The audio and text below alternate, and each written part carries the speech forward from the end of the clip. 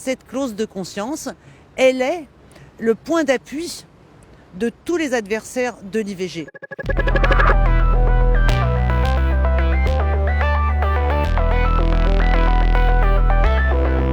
On propose l'abrogation de la clause de conscience spécifique que les médecins ont obtenue dans la loi de 1975.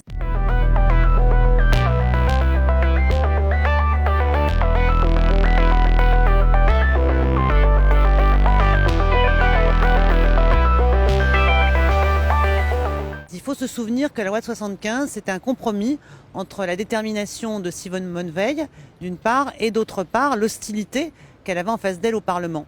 Et parmi ces compromis, il y avait l'exigence d'une condition de détresse, un délai réduit à 10 semaines, un double entretien.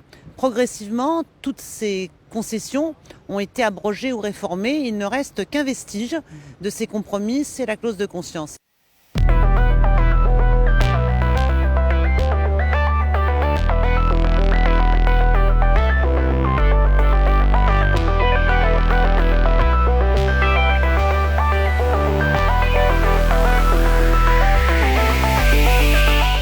Le fait que le président du syndicat des médecins obstétriciens et gynécologues ait exprimé une parole forte, hostile à l'IVG, fait que la clause de conscience, en fin de compte, n'est pas une exception. Elle devient la parole de l'institution. Et elle est le signe qu'un pouvoir médical continue d'affronter la loi et surtout d'exercer son contrôle sur le corps des femmes et sur les droits sexuels et reproductifs dont les femmes revendiquent la totale maîtrise.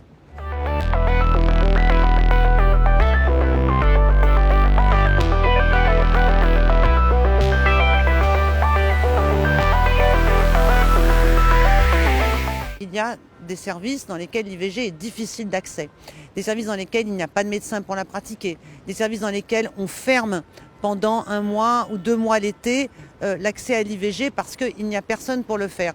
Et ce que nous analysons, c'est que cette clause de conscience, elle est le point d'appui de tous les adversaires de l'IVG.